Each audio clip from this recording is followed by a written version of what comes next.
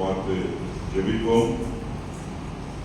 மகா கிருபையும் இறக்குமுள்ள எங்கள் அன்பின் தகப்பனே, இந்த அருமையான உங்களுடைய ஆராதனை வேலைக்காக, திருச்சபைக்காக, திருச்சபை மக்களுக்காக உம்மை துதிக்கிறேன். அவர்களோடு சேர்ந்து இந்த வழிபாட்டிலே கலந்து கொண்டு உங்களுடைய வார்த்தையை மகிமைப்படுத்த எங்களுக்கு கொடுத்த தருணத்திற்காக நன்றி செலுத்துகிறேன். அடியானை நீர் மறைத்துக் கொள்ளும் ஆண்டவரே, உம்முடைய வசனத்தை நீர் மகிமைப்படுத்தும். உம்முடைய பிள்ளைகள், உம்மால் தெரிந்து கொள்ளப்பட்ட பிள்ளைகள் உம்மை ஆவியோடும் உண்மையோடும் தொழுது கொள்வதற்கு அவர்களை உற்சாகப்படுத்த வேண்டுகிறேன் ஆண்டவரே. எல்லா மகிமை புகழும் ஒருவருக்கே செலுத்தி உடைய ஆண்டவராக இயேசு கிறிஸ்துவின் மூலம் இந்த ஜெபத்தை எடுக்கிறேன் நல்ல பிதாவே, ஆமென். ஆண்டவருடைய நாமம் மகிமைப்படுவதாக. இந்த நாளிலே நாம் படித்த வேத பாடங்கள் நீங்கள் அநேக முறை அதை படித்திருக்கக்கூடும். இந்த வேத பாடங்கள் மூலம் நாம் கடவுளை எப்படி வழிபட வேண்டும் என்பதை தாண்டி தன்னை வழிபடக்கூடியவர்கள் எப்படிப்பட்டவர்களாக இருக்க வேண்டும் என்று நமக்கு அது போதிக்கிறது. அப்போஸ்தலர் 17:24 இப்படியாக சொல்லப்பட்டிருக்கிறது: உலகத்தில் உள்ள யாவையும் உண்டாக்கின தேவனானவர் வானத்திற்கும் பூமிக்கும் ஆண்டவரானபடியால் கைகளில் கட்டப்பட்ட கோவில்களில் அவர் வாசம் பண்ணுவதில் என்று சொல்லப்படுகிறது. அந்தேரா பட்டணத்திலே அறியப்படாத தேவன் என்கிற ஒரு நிலைமையிலே தொழுது கொண்ட மக்களை பார்த்து சொல்லும் பொழுது பவுல் இப்படிப்பட்ட வார்த்தைகளை அவர் உபயோகிக்கிறார். கடவுள் ஒரு பொருளாக அல்லது ஒரு கட்டுப்படுத்தப்பட்ட ஒரு குறிப்பிட்ட புவியியல் எல்லைக்குட்பட்டவராக, கால வரையறைக்குட்பட்டவராக கருதக்கூடிய மக்கள் உண்டு.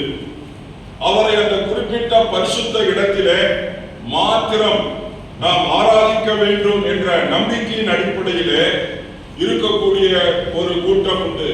நம்முடைய இந்த தேசம், இந்தியா என்று அழைக்கக்கூடிய அந்த தேசத்திலே இப்படிப்பட்ட அடிப்படையிலே தான் இன்றைக்கு மக்கள் காணப்படுகிறார்கள். நாம் வசிக்கும் நாட்டில் இப்படிப்பட்ட அநேக தத்துவங்கள் உண்டு.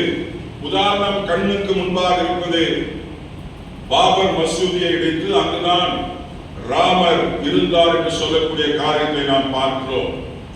ஆலயம் என்கிற தமிழ் வார்த்தை அர்த்தம் தங்கும் இடம் என்று பொருள். ஆலயம் என்கிற வார்த்தைக்கு தங்கும் இடம். அதில் நாம் தேவாலயம் என்று அழைக்கிறோம். தேவன் தங்குகிற இடம், தேவன் வசிக்கும் இடம். கோவில் என்று இன்னொரு பதம் தமிழிலே உண்டு. அதற்கு ரெசிடென்ஸ் ஆஃப் காட் என்று சொல்லப்பட்டிருக்கிறது. ஆங்கிலத்திலே பல காரியங்கள் இதை குறித்து சொல்லப்பட்டிருக்கிறது. ஆங்கிலத்திலே இதை சொல்ல வேண்டும் என்றால் சினகாக் என்று சொல்லப்படுகிறது, கன்சர்வேட்டிவ் ஒன் என்று சொல்லப்பட்டிருக்கிறது, புராதான ஒரு காரியம் என்று சொல்லி. அது மாத்திரமல்ல, பப்ளிக் வர்ஷிப் ஆஃப் காட் என்று சொல்லப்பட்டிருக்கிறது. Religious service in such a place or building என்று சொல்லப்பட்டிருக்கிறது. எப்படியா அழைக்கப்பட்டாலும் மனு குலத்திற்கு ஆராதனை என்பது மிகவும் பழமை வாய்ந்தது. காயின் ஆபேல் தொடங்கி ஆதாமின் பேரன் ஏனோஸ் காலத்திலே யெகோவா என்ற பெயரிலே மக்கள், ஜனங்கள் ஆண்டவரை தொழுது கொண்டார்கள் என்று வேதத்திலே நாம் வாசிக்கிறோம். அதற்கு பிற்பாடு நோவா தேவனுக்காக, ஆதியாகமம் 6, 9, 8, 20 நீங்கள் வாசிப்பீர்கள் என்றால் தேவனுக்கு ஒரு பலிபீடம் கட்டி தேவனை அவர் ஆராதிக்கிறதை பார்க்கிறோம். தேவன் அவருடைய ஆராதனையை முகர்ந்தார் என்று சொல்லப்பட்டிருக்கிறது. இந்த காலவெளியிலே நாம் ஆராதிக்க வந்திருக்கிறோம். அதற்குத்தான் நாம் இந்த ஆலயத்திற்கு வருகிறோம். என்னுடைய ஆராதனையை, என்னுடைய வழிபாட்டை ஆண்டவர் முகர்கிறாரா, அதிலே பிரியப்படுகிறாரா என்பது மிகவும் முக்கியம். அது மாத்திரமல்ல, அதற்கு பிற்பாடு வந்த நம்முடைய முற்பிதாக்கள், நீங்கள் ஆபிரகாமை எடுத்துக்கொண்டால் அவர் ஒரு பரதேசியாய் திரிந்த ஒரு மனிதர். அவர் செல்லும் இடமெல்லாம் ஒரு பலிபீடத்தை கட்டி அங்கு ஆண்டவரை தொழுது கொண்டதை நாம் பார்க்கிறோம். அது ஒரு சாதாரண விதத்திலே, சாதாரண கட்டுமான பொருளிலே, மண்ணிலும் மற்றும் கல்லுகளினாலும் கட்டப்பட்ட ஒரு ஒரு பலிபீடமாக காணப்பட்டது. அதற்கு பிற்பாடு ஈசாக்கு யாக்கோபு என்பவர்களும் அப்படிப்பட்டதான ஒரு பலிபீடத்தை கட்டினார்கள் என்று பார்க்கிறோம். நாலாவட்டத்திலே அந்த யாக்கோபினுடைய புத்திரர்கள் இஸ்ரவேல் மக்களாக, ஒரு நாடாக, ஒரு ஜனம் பெருத்த ஜனமாக, ஒரு தேசமாக மாறும் பொழுது கடவுளை தொழுது கொள்வதற்கு சில வரையறைகள் ஒதுக்கப்பட வேண்டிய நிர்பந்தத்திற்குள்ளாக கடந்து போனார்கள். மோசே மூலம் ஆராதனை ஒழுங்குமுறைகள் ஒதுக்கப்பட்டன. அப்பொழுது அவர்கள் தேவனை ஆராதிப்பதிலே வழி விலகும் பொழுது தீர்க்கர்கள் மூலம் தேவ ஜனங்களை ஆண்டவர் எச்சரிக்கை பண்ணினதை நாம் பார்க்கிறோம். தேவனை ஆராதிப்பது என்பது இருதயத்தின் அடித்தளத்தில் இருந்து, ஆழமான அன்பில் இருந்து, அவருடைய வார்த்தைகளை நாம் கை கொண்டு அவரை பின்பற்றி முழு ஆத்துமாவோடு, முழு பலத்தோடு, முழு சக்தியோடு அவரை நாம் அன்பு கூற ஆண்டவர் நம்மை அழைத்திருக்கிறார். இப்போது இருக்கிற நவீன கால கிறிஸ்துவ ஆராதனைகளை நீங்கள் சீர்தூக்கி பார்க்க வேண்டும். ஆண்டவர் என்றைக்கும் தன்னுடைய முறைகளை மாற்றக்கூடியவர் அல்ல. மனிதர்களாகிய நாம் நம்முடைய வழிபாட்டு முறைகளை நாம் மாற்றிக்கொள்ள ஆசைப்படுகிறோம். ஆனால் ஆண்டவர் ஆதி காலத்தில் இருந்து அவருடைய ஆராதனை முறையை அவர் என்றும் மாற்றினதே கிடையாது. இப்பொழுது இருக்கும் நவீன கால இசை கருவிகள், அலங்கார விளக்குகள் ஆராதனை நடத்துபவருக்கு மிகவும் பிரபலமானவராக இருக்கிற பட்சத்தில் நாம் அந்த ஆராதனை குழுவிலே நாம் அவர்களை நாம் டெமான்ஸ்ட்ரேட்டராக, நாம் பார்வையாளர்களாக இருக்கிறமே ஒழிய ஆராதனை நடத்துபவர்கள் டெமான்ஸ்ட்ரேட்டர்களாக காணப்படுகிறார்கள். வேதம் அப்படி சொல்லவில்லை. ஆராதனை வேளையிலே நாம் எல்லோரும் சிறு குழந்தை முதற்கொண்டு பெரியவர் வரை நாம் ஆராதனையிலே பார்ட்டிசிபென்டாக, பங்குதாரர்களாக, அவரோடு எல்லோரும் சேர்ந்து ஆண்டவரை ஆராதிக்கக்கூடியவர்களாக ஆண்டவர் நம்மை அழைக்கிறார். இப்படிப்பட்ட நிலைமையில் இருந்து ஜனங்கள் வழிவிலகி போகும் பொழுது அது வேதத்திற்கு முரணான ஆராதனையாக அது காணப்படுகிறது. அது ஒரு தவறான வழிபாடாக அது காணப்படுகிறது. பழைய ஏற்பாட்டிலே எனக்கு பிடித்த ஒரு ஆராதனை வரிகள் உண்டு. யாராவது ஒருவர் ஆமோஸ் 4ஆம் அதிகாரம் 13வது வசனத்தை வாசிங்கள். பக்கம் 1066 இருக்கிறது. ஆமோஸ் 4ஆம் அதிகாரம் 13வது வசனத்தை வாசியுங்கள். பாருங்கள், அவர் பர்வதங்களை உருவாக்கினவரும் காற்றை சிருஷ்டித்தவரும் மனுஷனுடைய நினைவுகளை இன்னதென்று அறிந்தவரும்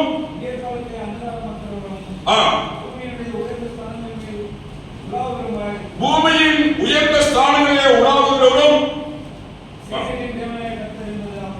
சேனைகளின் தேவனாகிய கர்த்தர் என்பது அவருடைய நாமம். தேவனை ஆராதிப்பது என்பது அவருடைய குணாதிசயங்களை, அவருடைய தன்மைகளை வைத்து நாம் ஆராதிக்க வேண்டும்.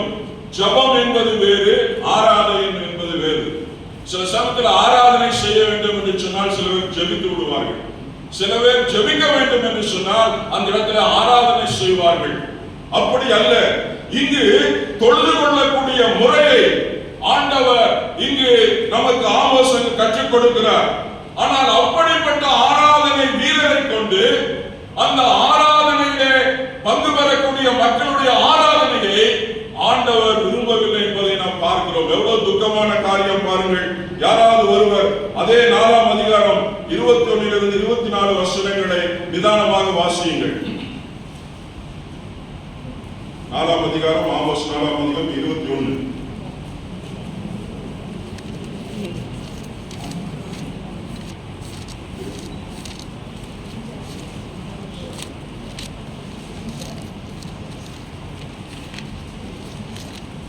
சரி, 5ஆம் அதிகாரம் 21 24.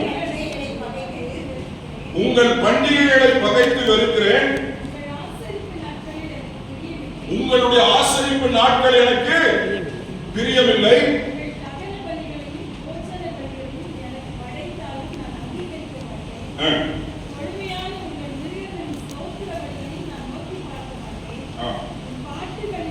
முக்கியம் பாருங்க, உன் பாட்டுகளின் இரைச்சலை என்னை விட்டு என்ன பண்ணு, அகற்று. உன் வீணைகளின் ஓசைகளை நான் என்ன பண்ண மாட்டேன், கேட்க மாட்டேன். நியாயம் தண்ணீரை போலவும். 25வது வசனம் வாசி. இஸ்ரவேல் வம்சத்தாரே,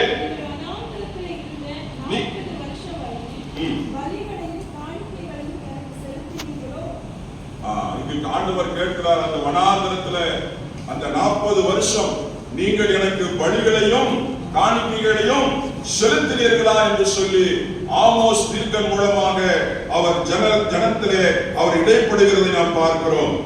அருமையானவர்களே, ஆண்டவரை தொழுது கொள்ளக்கூடிய ஜனங்கள் நம்முடைய தொழுகையின் முறையை விட நாம் தொழுது கொள்ளுவர்கள் எப்படிப்பட்டவராய் இருக்க வேண்டும் என்பதை ஆண்டவர் மிகவும் விரும்புகிறார். அதைத்தான் அந்த சமாரியா ஸ்தீவனிடத்திலே அவர் பேசும் பொழுது அவர் சொல்லுகிற காரியம், ஆவியோடும் உண்மையோடும் கடவுளை தொழுது கொள்ள வேண்டும் என்ற அடிப்படையிலே ஒரு காலம் வருகிறது என்று சொல்லி அந்த பெண்மணியிடத்திலே அவர் சொல்லுகிறதை நாம் பார்க்கிறோம். நாம் படித்த வேத புத்தகத்திலே, வேத பகுதியிலே ஏசாயா 6ஆம் அதிகாரம் 1 to 8 வசனங்கள், அதில் அநேக காரியங்கள் இருக்கிறது, அநேக சத்தியங்கள் இருக்கிறது. ஆனால் நம்முடைய தலைப்பு ஆண்டவரை ஆவியோடும் உண்மையோடும் தொழுது கொள்ள வேண்டும் என்கிற அந்த அடிப்படையில் அதை பார்க்கும் பொழுது இங்கு இக்கட்டான ஒரு சூழ்நிலை. இந்த ஏசாயா தீர்க்கதரிசி இந்த தரிசனத்தை அவன் காணும் பொழுது, அவன் ஒரு தரிசனத்தை காண்கிறான். அந்த தரிசனத்தை காணும் பொழுது அவனுடைய வாழ்க்கையிலே ஒரு இக்கட்டான நிலைமை, இக்கட்டான நேரங்கள், சில வேளைகளிலே இக்கட்டான நேரங்களிலே நமக்கு என்ன தேவை என்பதை இந்த பகுதி, இந்த வேத வசனம் நமக்கு போதிக்கிறது. ஆங்கிலத்தில் what we need in the down times of life என்று சொல்லப்பட்டிருக்கிறது. உசியா ராஜா மரணம் அடைந்து விடுகிறார். கிட்டத்தட்ட 52 வருடங்களுக்கு மேலாக ஒரு நல்ல ராஜா, தேவனுக்கு பயப்படுகிற ராஜா, அவன் செய்த ஒரு சிறு தவறினாலே அவன் தேவனுடைய கோபாக்கினைக்கு உள்ளானான். நம்ம வாழ்க்கையில் மிகவும் எச்சரிக்கையாக இருக்க வேண்டும்.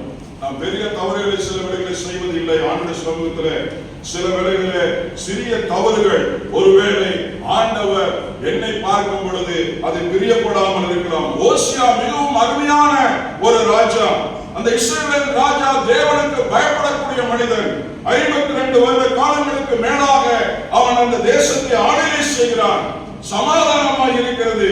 திடீரென்று அந்த ராஜா இறந்து விடுகிறான். அருமையானவர்களே, ஒரு ராஜா இல்லாத ஒரு தேசம் மிகவும் கலக்கம் நிறைந்தது. மிகப்பெரிய ஒரு இக்கட்டை அந்த நாடு சந்திக்கிறது. ஆசரி ராஜா அந்த நாட்டின் மேலே படையெடுக்கவும் அழிக்கவும் அநேக தருணங்களை பார்த்துக் கொண்டிருக்கிற சமயம் அந்த தீர்க்கன் ஏசாயா அதை பார்த்து கலங்கி அவன் மன உளைச்சலில் இருக்கும் பொழுது அவனுக்கு தேவன் ஒரு தரிசனத்தை காண்கிறார். உசியா ராஜா மரணம் அடைந்தாலும் ஆண்டவர் அவர் சிங்காசனத்திலே மகிமை பொருந்தியவராக, ராஜாதி ராஜனுக்கு மேலாக, இந்த உலகத்தினுடைய எல்லா ராஜர்களுக்கும் மேலான ஒரு சிங்காசனத்திலே ஆண்டவர் உட்கார்ந்திருப்பதை அவன் தன்னுடைய தரிசனத்திலே காண்கிறதை நாம் பார்க்கிறோம். நம்முடைய வாழ்க்கையிலே கூட நாம் எதிர்பாராத காரியங்கள் நடக்கும் பொழுது, சில வேளைகளிலே நம்மை அசைக்கும் காரியங்கள், நம்மை திடுக்கிட வைக்கும் காரியங்கள் வரும் பொழுது நாம் மனதிலே நிலைநிறுத்திக் கொள்ள வேண்டிய ஒரு காரியம், தேவனது ஆளுகையின் கீழே நான் இருக்கிறேன், தேவனது ஆளுகையின் கீழே என்னுடைய குடும்பம் இருக்கிறது, தேவனுடைய ஆளுகையின் கீழே என்னுடைய சபை இருக்கிறது என்கிற ஒரு தரிசனம் நமக்கு தேவை. இங்கு அந்த வேதத்தின் அடிப்படையில் நாம் பார்க்கும் பொழுது முதலாவது தேவனை அவர் பார்க்கிறார். A vision of God. ஆண்டவரை அவர் பார்க்க வேண்டிய முறையிலே அங்கு ஏசாயா பார்க்கிறதை நாம் பார்க்கிறோம். ஆண்டவர் God's sovereignty ஆங்கிலத்தில் சொல்லப்பட்டிருக்கிறது. ஆண்டவருடைய இறையாண்மையை, ஆண்டவருடைய ஆளுகை, அவர் அந்த பெரிய ராஜாதி ராஜாக்களுக்கு மேலான சிம்மாசனத்திலே ஆண்டவர் ஆண்டவருடைய பர்சனாலிட்டி, அவர் எப்படிப்பட்ட தன்மையுள்ளவர் என்பதை அங்கு அவர் பார்க்கிறார். அங்கு சொல்லப்பட்டிருக்கிறது, அங்கு அந்த தேவ காரியங்களை நாம் பார்க்கும் பொழுது அங்கு சட்டைகளை அடித்து அவர்கள் சொல்லக்கூடிய காரியம், தேவனாகிய கர்த்தர் பரிசுத்தர் பரிசுத்தர் பரிசுத்தர் என்று சொல்கிறதை பார்க்கிறோம். தேவனுடைய குணாதிசயங்களிலே மிக முக்கியமான ஒரு காரியம், அவர் பரிசுத்தர், அவர் பரிசுத்தர், அவர் பரிசுத்தர் என்பதே. அருமையானவர்களே, ஆண்டவர் உங்களையும் என்னையும் அப்படிப்பட்டதான அழைப்பிலே நம்மை அழைக்கிறார். அது மாத்திரமல்ல, அங்கு அவர் பார்க்கிற காரியம் தேவனுடைய பிரசன்னத்தை அவர் பார்க்கிறார். ஆண்டவருடைய தரிசனத்தில் அவர் பார்த்த காரியங்கள், அவர் ஆண்டவருடைய தன்மையை பார்க்கிறார், ஆண்டவருடைய குணாதிசயத்தை பார்க்கிறார் என்பதை நாம் பார்த்தோம். நாம் ஆண்டவருடைய தரிசனத்தை காணும் பொழுது என்னுள்ளும் உங்களுக்குள்ளும் இப்படிப்பட்ட தாக்கம் ஏற்பட வேண்டும். சில வேளைகளில் ஊழியத்திற்கு போகும் பொழுது சில ஜனங்கள், ஐயா ஆண்டவர் என்ன தரிசனம் கொடுத்தார், நான் பரலோகத்துக்கு போன மாதிரி பார்த்தேன், இல்ல ஆண்டவர் நிக்கிறத பார்த்தேன், கீழே வரத பார்த்தேன் என்று சொல்லி அநேக காரியங்களை நாம் பார்க்கிறோம். சில ஊழியர்களும் சில இப்படி சொல்லுகிறதை பார்க்கிறோம். ஆண்டவரை நாம் பார்ப்போம் என்றால் அவர் பரிசுத்தர் என்கிற பயம் என்னையும் உங்களையும் ஆளுகை செய்ய வேண்டும். அடுத்தது இங்கு அதை பார்த்த பிற்பாடு 5-7 வசனத்தை நாம் பார்க்கிறோம். அவர் தன் நிலைமையை குறித்ததான தரிசனத்தை பார்க்கிறார். தான் எப்படிப்பட்டவன் என்பதை குறித்து அவர் சொல்லுகிறார், நான் அசுத்த உதடுள்ள மனிதன். ஆராதனைக்கு நாம் வரும் பொழுது, ஆராதனைகளில் தேவனை பார்க்கும் பொழுது நம்மை குறித்ததான ஒரு காரியம் நமக்கு வெளிப்பட வேண்டும். ஆண்டவரை குறித்த காரியம் வெளிப்பட வேண்டும். என்னை குறித்த காரியம், ஐயா நான் அசுத்த உதடுள்ள மனிதன், நான் ஒரு பாவி. அது மாத்திரமல்ல, என்னோடு இருக்கிற மக்களும், என்னோடு வசிக்கிற இந்த உலகமும், என்னோடு வாழ்கிற மக்களும் அசுத்த உதடுள்ள மனிதர்கள். தேவனை பார்க்கும் பொழுது, தேவனுடைய தொடுதலை உணரும் பொழுது இதுதான் ஒரு மனிதனுக்கு ஏற்படக்கூடிய காரியம். அருமையானவர்களே, அதோடு ஆண்டவர் விட்டுவிடவில்லை. அந்த தனிப்பட்ட முறையில் தேவ தரிசனத்தை அவர் பெறும் பொழுது, தன்னை குறித்து பெறும் பொழுது ஆண்டவர் அவரை சுத்திகரிக்கிறதை இங்கு பார்க்கிறோம். ஆண்டவர் அந்த அக்கினி தழலினாலே ஏசாயாவை சுத்திகரிக்கிறதை நாம் பார்க்கிறோம். தேவ சமூகத்திற்கு நாம் வரும் பொழுது, அவரை தொழுது கொள்ள வரும் பொழுது அவர் நம்மை சுத்திகரிக்கிறார், நம்மை அவர் பரிசுத்தப்படுத்துகிறார் என்பதை நாம் மறந்துவிடக் கூடாது. அருமையானவர்களே, அடுத்த 8வது வசனத்தில் பார்க்கிறோம், a vision of duty என்று சொல்லி அவர் தேவ தரிசனத்திலே தன்னுடைய கடமையை அவர் உணர்கிறார். தேவ தரிசனம் கிடைக்கும் பொழுது அவர் தன்னை பற்றி தரிசனத்தை பெற்றுக் கொண்ட பிற்பாடு தன்னை குறித்ததான கடமையை அவர் உணர்கிறார். ஆங்கிலத்தில் சொல்லப்பட்டிருக்கிறது தியோபோனி இஸ் ஹியர்ட் என்று சொல்லப்பட்டிருக்கிறது. ஆண்டவருடைய சத்தத்தை அவர் கேட்கும் பொழுது, இதோ அடியே நீ சொல்லு, நான் கேட்கிறேன், நீ சொல்லுகிறது நான் என்ன பண்ணுகிறேன், செய்கிறேன். இதுதான் ஆராதனை, உண்மையான ஆராதனை. ஆண்டவரை உண்மையோடு ஆராதனை செய்யக்கூடிய மக்களிடத்தில் காணப்பட வேண்டிய காரியம் இது. ஆண்டவரை உண்மையாய் ஆராதனை செய்யக்கூடிய மக்களுக்கு இருக்க வேண்டிய ஒரு குணநலம். அருமையானவர்களே, ஆண்டவர் யார், அவர் எனக்கு என்ன செய்தார், நான் அவருக்கு என்ன செய்ய வேண்டும், இதுதான் உண்மையான ஆராதனுடைய அடித்தளமாக இருக்க வேண்டும். உங்களுடைய வீடு ஒரு ஸ்மால் சர்ச் என்பதை மறந்துவிடக் கூடாது, மினி சர்ச். உங்களுடைய வீடு ஒரு சின்ன பைபிள் ஸ்கூல் என்பதை மறந்துவிடக் கூடாது. உங்களுடைய வீடு, உங்களுடைய இல்லம் ஒரு எவாஞ்சலிஸ்ட் சென்டர் என்பதை மறந்துவிடக் கூடாது. உங்களுடைய வீடு ஒரு டிசைபிள் சென்டராக இருக்க வேண்டும். நீங்கள் தேவனே யார போவார், நான் போகிறேன் என்று ஒப்புக் கொடுப்பதல்ல. என்னுடைய வீடு ஆண்டவரே, என்னுடைய வீடு மற்றவர்களுக்கு இயேசுவை தெரிவிக்கிற இடமாக, இயேசுவை அறிவிக்கிற இடமாக என்னுடைய வீடு இருக்க வேண்டும்.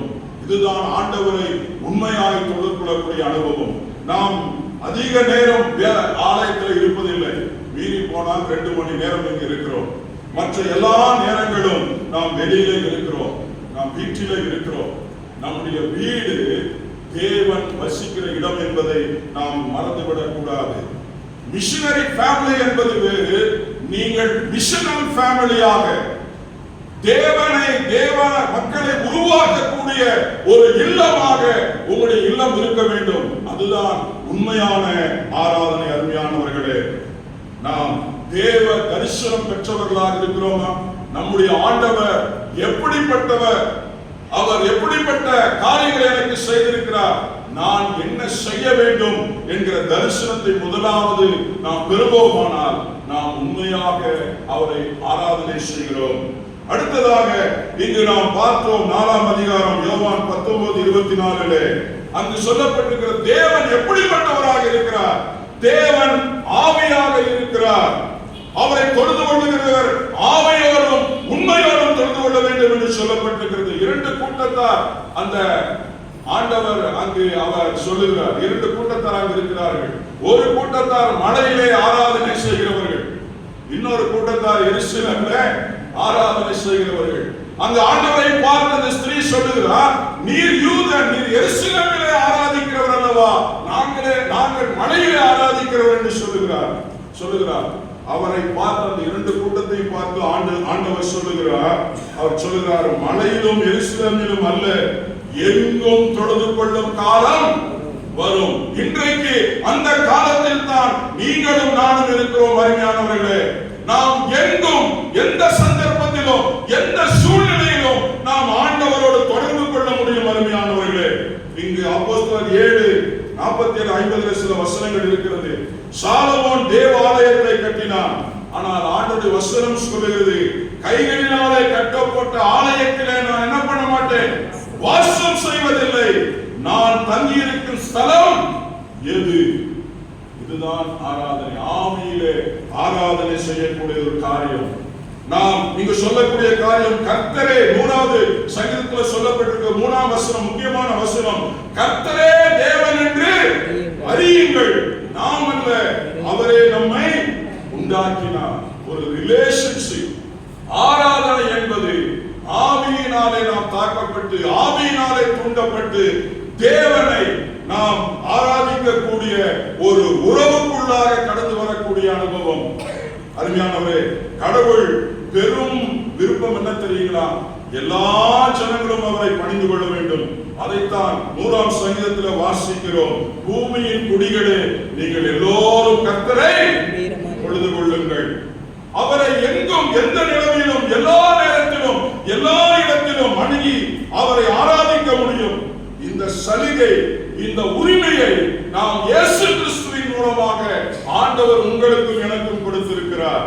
அப்பா பிதாவே என்கிற புத்திர ஸ்வீகார ஆவியை நமக்கு கொடுத்தபடியினாலே நாம் ஆவியோடு ஆண்டவரை என்ன பண்ண முடியும், ஆராதிக்க முடியும். எபேசியர் 2:18 இப்படியாக சொல்லப்பட்டிருக்க முக்கியமான வசனம், இரு திறத்தாரையும் ஒரே ஆவியினாலே பிதாவினிடத்திலே சேரும் ஸ்லாக்கியத்தை அவர் மூலமாக பெற்றிருக்கிறோம் என்று சொல்லி, ஆண்டவருடைய ஆவியினாலே இரு திறத்தாரையும் அவர் பிதாவினிடத்திலே சேரும் ஸ்லாக்கியத்தை அவர் என்ன பண்ணியிருக்கிறார், நமக்கு கொடுத்திருக்கிறார். அதற்கு ரிசல்ட் தான் நானும் நீங்களும் அவருடைய சமூகத்திலே புது மனிதனாக புது சிருஷ்டியாக நாம் அவரிடத்தில் இருக்கிறோம். அவர் ஆவி நம்மிலே வாசம் பண்ணுவதினாலே இந்த பாக்கியத்தை நானும் நீங்களும் பெற்றிருக்கிறோம். நமக்குள் அவர் வாழ்வதினாலே நாம் அவர் ஆலயமாக அவருடைய மாளிகையாக நாம் எழுப்புகிறோம் என்று வேத வசனம் சொல்கிறது. கடைசியாக 3வதாக ரைட் வர்ஷிப். நாம் சரியான ஆராதனை செய்ய வேண்டும். அருமையானவர்களே, அவரை உயர்த்துவது, அவரை பாடுவது, மகிமைப்படுவது மாத்திரமல்ல, நமது அன்பை அவருக்கு கீழ்ப்படிந்து நடப்பதிலும் மற்றும் பூரணமாய் சமர்ப்பதிலும் நாம் அவருக்கு நம்மை அர்ப்பணிக்க வேண்டும். அதுதான் நாம் ஆவியோடும் உண்மையோடும் நடக்கிற ஒரு ஆராதனை. ஆங்கில புத்தகத்தில் இப்படியாக சொல்லப்பட்டிருக்கிறது. ஒரு பண்டிதர் சொல்லுகிறார், வேத பண்டிதர், லைஃப் இஸ் வர்ஷிப். நம்முடைய வாழ்க்கை ஆராதனையாக இருக்க வேண்டும். அதுதான் சாட்சி. அங்கு சொல்லப்பட்டிருக்கிறது, வர்ஷிப் இஸ் லைஃப். நம்முடைய ஆராதனை வாழ்க்கையாக மாற வேண்டும். நம்முடைய ஆராதனை இந்த சபையோடு அல்ல, சபையை விட்டு வெளியே போகும் பொழுதும் நாம் ஆராதனையை வெளியே காண்பிக்கிறவர்களாக இருக்க வேண்டும். பவுல் 12 ரோமர் 12 சொல்லப்பட்டிருக்கிறது, உங்களுடைய சரீரங்களை ஜீவ பலியாக நீங்கள் என்ன பண்ண வேண்டும்? ஒப்புக் கொடுக்க வேண்டும். இது புத்தியுள்ள ஆராதனை தமிழில் சொல்லப்பட்டிருக்கிறது. ஆங்கிலத்தில் ஸ்பிரிச்சுவல் ஆக்ட் ஆஃப் வர்ஷிப். அதாவது நாம் சம்பூர்ணமாய் அவருக்கு பூர்ணமாய் அர்ப்பணிக்க அழைக்கப்பட்டிருக்கிறோம். ஆண்டவரே நீர் என்னை ஆளுகை செய்யும் என்று சொல்லி. அது மாத்திரமல்ல, அங்கு அந்த 2வது வசனத்துல 12:2 சொல்லப்பட்டிருக்கிறது, இந்த பிரபஞ்சத்திற்குரிய ஒத்த வேஷத்தை தெரியாதபடி தேவனுடைய நன்மையும் பரிபூர்ண சித்தமும் இன்னதென்று உங்கள் மனம் புதிதாகிறதுனால நீங்கள் என்ன பண்ணுங்கள்? மறுரூபம், renewing your mind ஆங்கிலத்தில் சொல்லப்பட்டிருக்கிறது. உங்களுடைய மனதை ஒவ்வொரு நாளும் இயேசுவின் சாயலை பெறக்கூடிய மக்களாக, இயேசுவை உடைய சாயல் உங்களுக்குள்ளாய் காணக்கூடிய மக்களாக ஆவியிலே உண்மையிலே நாம் வளர வேண்டும். அதுதான் தெசலோனிக்கேயர் 2:13 சொல்லப்பட்டிருக்கிறது, ஆவியினாலே பரிசுத்தமாக்கப்படுகிறதுனாலே சத்தியத்தை விசுவாசிக்கிறதுனாலும் ரட்சிப்படையும்படி தெரிந்து கொண்டபடியினாலே தேவனை குறித்து உங்களை குறித்து சோதனைக்கு நான் என்ன பண்ணியிருக்கிறேன்? கடனாளியாக இருக்கிறேன். இறுதியாக அருமையானவர்களே, பில்லிகிராம் சொன்ன சில காரியத்தை ஆங்கிலத்தில் எழுதுகிற வார்த்தை அப்படியே நான் வாசிக்கிறேன். மிகவும் பிரயோஜனமாக இருக்கிறது இருக்கும் என்று நினைக்கிறேன். If our minds and hearts are not filled with God's truth, if our minds and hearts are not filled with God's truth, something will take its place என்று சொல்லப்பட்டிருக்கிறது. நாம் சரியான ஆராதனையை சத்தியத்தின்படி உண்மையோடு ஆவியோடு நாம் ஆராதனை செய்யாமல் போனால் தவறான ஆராதனைக்கு நாம் இடம் கொடுப்போம். அருமையானவர்களே, அடுத்தது சொல்லுகிறார் பில்லிகிராம், truth is timeless.